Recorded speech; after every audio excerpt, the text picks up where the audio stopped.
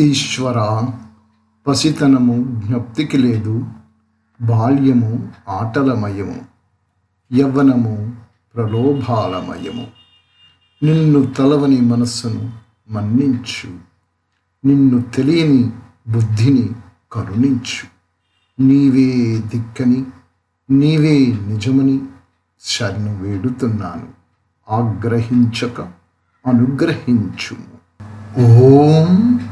మహర్షి దయానంద సరస్వతి వారు పూనాలో 4వ తారీఖు 7వ నెల 1875 నుండి 4వ తారీఖు 8వ నెల 1875 వరకు జరిపిన ఉపన్యాసములు. 6వ రోజు 35వ భాగం.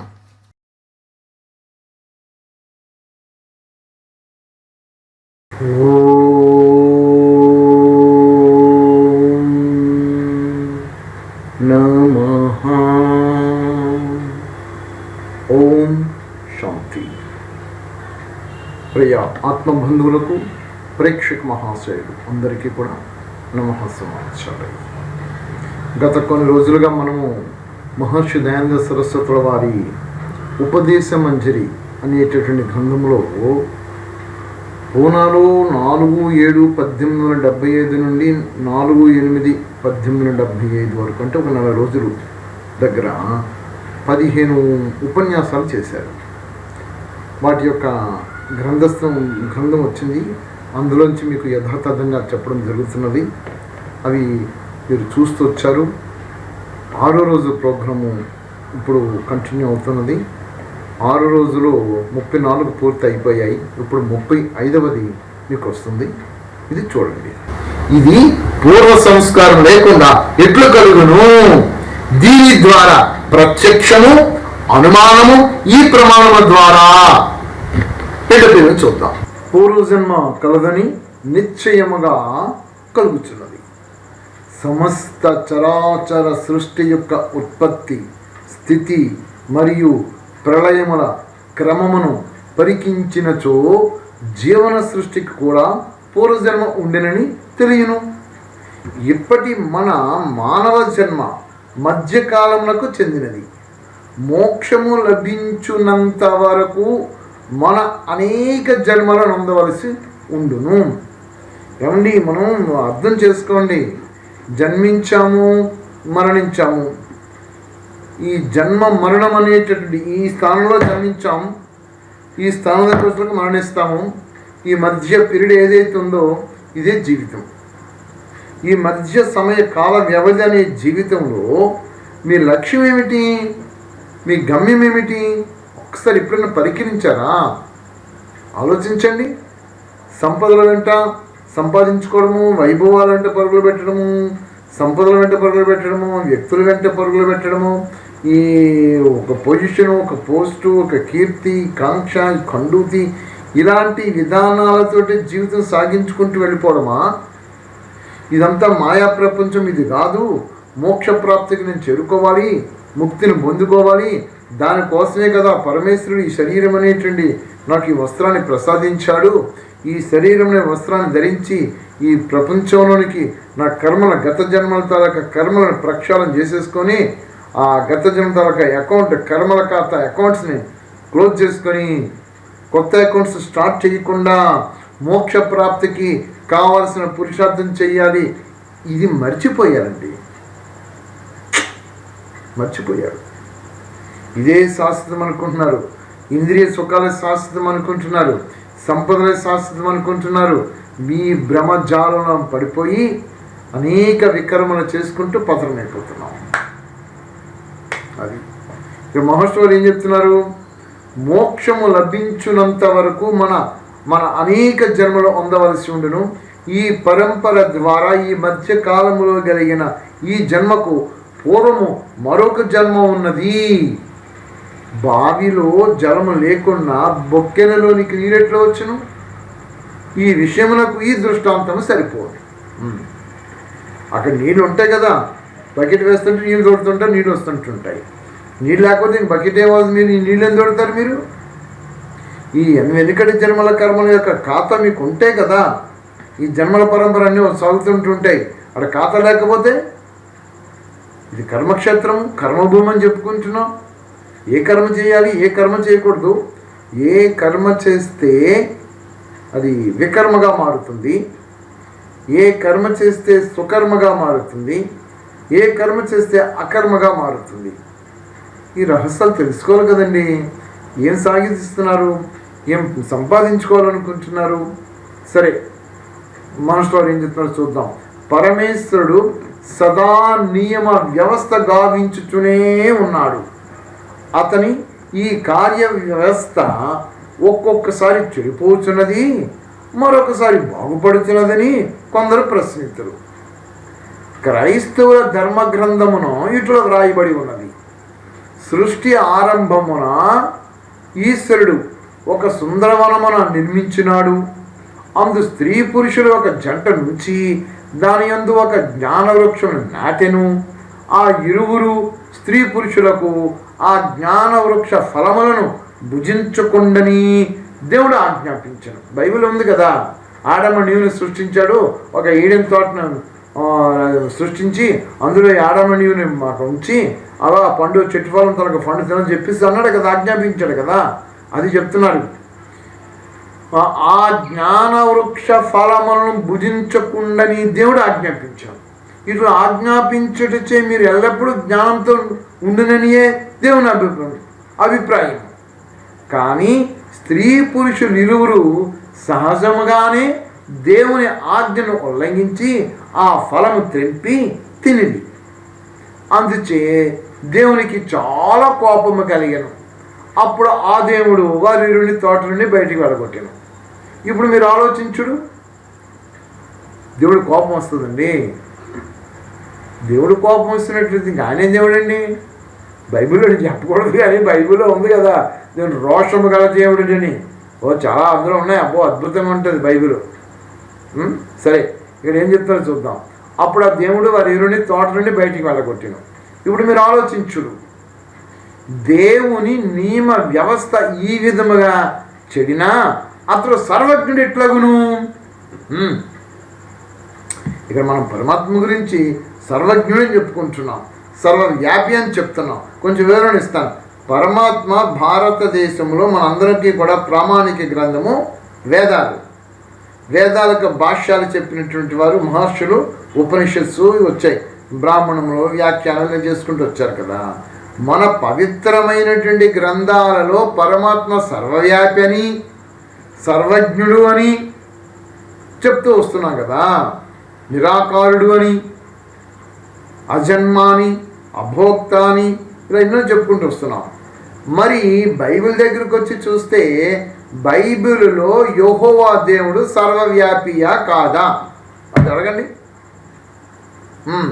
కొన్ని సెక్యులర్ పాయింట్స్ తోటి ఎవరికి కొన్ని దిక్కుమాలినటువంటి మన భారతదేశంలో ఆధ్యాత్మిక సంస్థలు కూడా వీళ్ళు కూడా సెక్యులర్ పాయింట్కి వెళ్ళిపోయి అల్లా అన్నా ఒకటే, యెహోవా అన్నా ఒకటే, పరమాత్మ ఒకటే, అందరూ ఒకటే అని కలిపేస్తున్నారు. మరి అల్లా తాలూకా ఖురాన్ తాలూకా చరిత్ర చదవండి, బైబిల్లోనూ యెహోవా చరిత్ర చదవండి, పరమాత్మ గురించి చెప్పబడినటువంటి వేదాలు చదవండి. మరి ఒక్కడే అనుకున్నప్పుడు వేదాల్లోనూ బైబిల్లోనూ ఖురాన్లోనూ ఆ ముగ్గురు చరిత్ర ఒకలాగా ఉండాలి కదా. బైబిల్లో ఒకలా కనబడుతుంది, ఖురాన్లో ఒకలా కనబడుతుంది, వేదాల్లో ఒకలా కనబడుతుంది.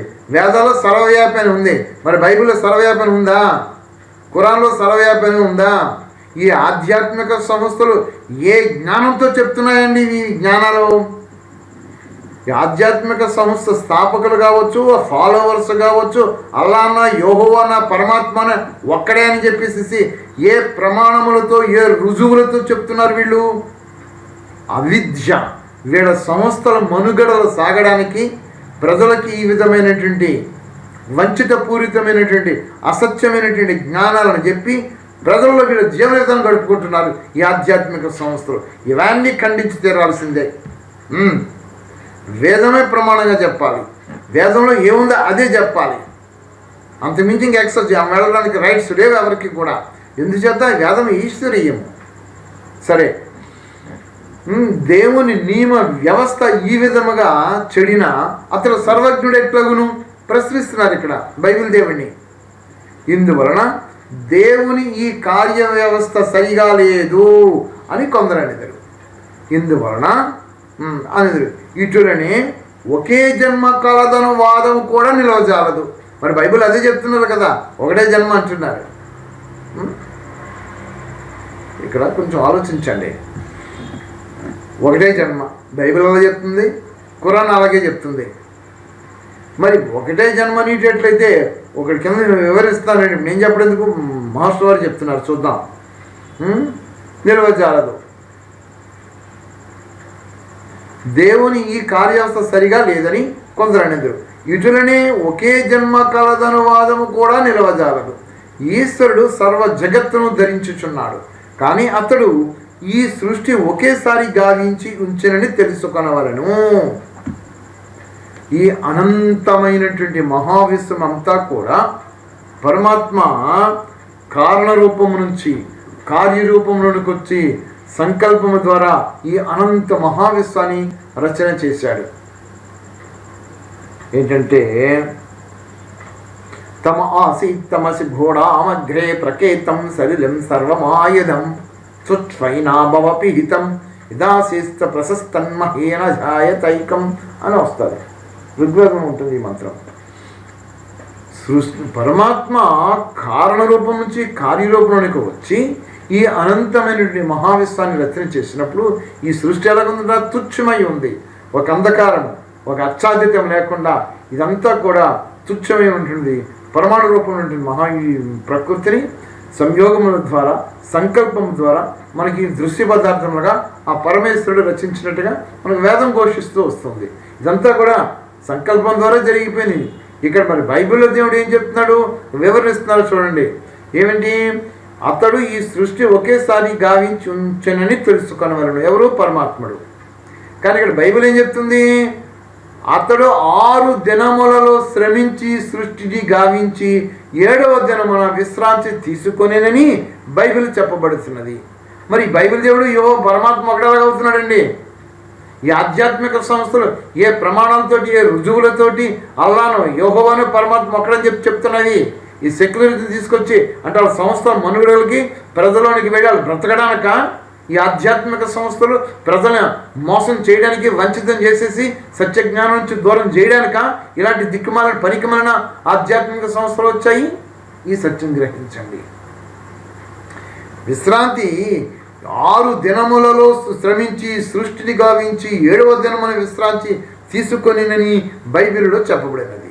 దీనిని ఎవరు నమ్మవలదు? 1875లోనే మహర్షి దయానంద సరస్వతి వారు అక్కడే ఖండించారు బైబిల్ని కానీ ఖురాన్ని కానీ. మీరు సత్యార్థ ప్రకాశ్ మీరు చదివినట్లయితే మహర్షుల వారు సత్యార్థ ప్రకాశన గ్రంథం ఒకటి రాశారండి. ఆ సత్యార్థ ప్రకాశలను 13వ సముల్లాసము 14వ సముల్లాసములను చాలా బైబిల్ గురించి బైబిల్లోని విధానం గురించి ఎత్తి చూపించి ఆ పొరపాట్లని చూపించారు. అలాగే ఖురాన్లోను కూడా ఆ జరిగినటువంటి ఆ పొరపాట్లని కూడా చూపించారు. కాబట్టి అల్లా దేవుడు పరమాత్మ కాడు, యెహోవా వాళ్ళు అనుకునేటువంటి బైబిల్ ఖురాన్ వాళ్ళ దేవుడు పరమాత్మ కారుని ఖండించి అక్కడే చెప్పేశారు. 18వ ఆయన ఉన్నప్పుడే చెప్పుకుంటూ వచ్చేసారు. ఇది అదే చెప్తున్నారు బైబిల్లో చెప్పబడినది. దీనిని ఎవరను నమ్మవలదు. సర్వశక్తిమంతుడుకు పరమేశ్వరుని విషయమున ఇట్లా జరుగుట సంభవము కాదు. 6 దినాలు శ్రమించి కష్టపడిపోయి భూమి ఆకాశం సృజించను, నరుడు సృజించను, నరుడు పక్కన తీసుకొని నారిని సృజించను. ఏంటండి ఇదంతానే జ్ఞానం? అర్థం కాని జ్ఞానం. దాన్ని పట్టుకొని ఏం ఆశించి అందులో మతానికి మన భారతీయులు మన హైందవ సాంప్రదాయంలో ఆంధ్ర సాంప్రదాయం కాదు, మన ఆర్య సంతతి మనం అందరం కూడా మన భారతీయులందరూ కూడా ఏం ఆశించి ఆ మతాల్లోనికి చేరారు, ఏం పొందుకున్నామని ఏం ప్రాప్తం చేసుకుందని మతాలను చేరారు అర్థం కావటం లేదు.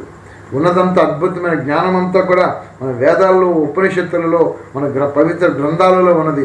ఈ జ్ఞానం చెప్పేటువంటి విధానం సరైనటువంటి మహానుభావులు కరువైపోయినటువంటి కారణంగా వీళ్ళకి దారి ఏదో మరి ఎందుకు వెళ్ళిపోయారో అర్థం కాక, ఎందుకు అలాగే వెళ్ళారో అర్థం కాదు, మొత్తానికి వెళ్ళిపోయారు. కాబట్టి ఇప్పటికైనా సత్యం గ్రహించి వెనకకి తిరగబడండి. అందరూ కూడా వెనకకి రండి, గర్వాపసి రండి అందరూ కూడా వెనకకి. సరే, ఇక్కడ ఏం చెప్తున్నారంటే విశ్రాంతి తీసుకొనినని బైబిల్లో చెప్పబడినది. దీనిని ఎవరు నమ్మవలదు. సర్వశక్తిమంతుడగు పరమేశ్వరుని విషయముని ఇట్లా జరుగుట సంభవము కాదు. అదే విధముగా తోటలో ఏర్పరిచిన వ్యవస్థలో పొరపాటు జరిగినదనియు దానిని సరి చేసుకొనవలనని దేవుడు మనసులో భావించినాడనియు జనుల పాప నివారణార్థము మరణ వ్యవస్థ గావించినాడని చెప్పుట ఏమాత్రము సంభవము కాదు. మనుషుల్లాగా ఆయన ఒకసారి తప్పు చేసేసి అరే ఇలా చేసాను చేయకూడదు అని మళ్ళీ మార్పు చేసుకోవడం ఏటండి జ్ఞానము? ఏం చెప్తున్నారండి? నా ప్రియ బైబిల్ క్రిస్టియన్ సోదరులు, సత్యాన్ని గ్రహించండి. మీరు తెలిసి వెళ్ళారు, తెలియక వెళ్ళారు, ఎందుకు వెళ్ళారో కానీ అర్థం కావటం లేదు. మళ్ళీ ఒక్కసారి సత్య గ్రంథాలు చదవండి, సత్యానికి రండి, వెనకక మరలండి. ఆ పరమేశ్వరుని కృపా కటాక్షంలో ప్రాప్తం చేసుకోవాలంటే మొదట మళ్ళా మీరు వెనుకకు రావాల్సిందే. సరే, జనుల పాప నివారణార్థము మరలా వ్యవస్థ గావించినని చెప్పుట ఏమాత్రము సంభవము కాదు. స్వమత విషయమున మానవులకు సహజముగానే దురాగ్రహం ఉత్పన్నమగుట మానవ స్వభావము. అది మనం ఏదైతే మన మతంతో మన మతం మీద విధంగా సహజంగానే దురాగ్రహం ఉత్పన్నం అవడం ఇది మానవ సహజమే అని చెప్తారు. అక్కడ పేజీ అయిపోయింది. రేపు 2వ పేజీ చెప్తుందాము. నమః శివాయ. సమయం చాలా అవుతుంది కదా, రేపు 2వ పేజీ రేపు చెప్పుకుందాం. నమః శివాయ. నీవు నమ్మిన సిద్ధాంతం వేద ప్రమాణములతో ఉందా? నీవు నమ్మిన సిద్ధాంతం వేద ప్రమాణములకు సత్యానికి విరుద్ధంగా ఉంటే దానిని వదలడానికి నీవు సిద్ధంగా ఉన్నావా? లేకపోతే ఎవరికి భయపడుతున్నావు? దేనికి భయపడుతున్నావు? నీ కర్మకు భయపడు. సత్య ప్రమాణములతో నీ కర్మలను ప్రక్షాళన చేసుకో, లేకపోతే జీవితమే వ్యర్థం.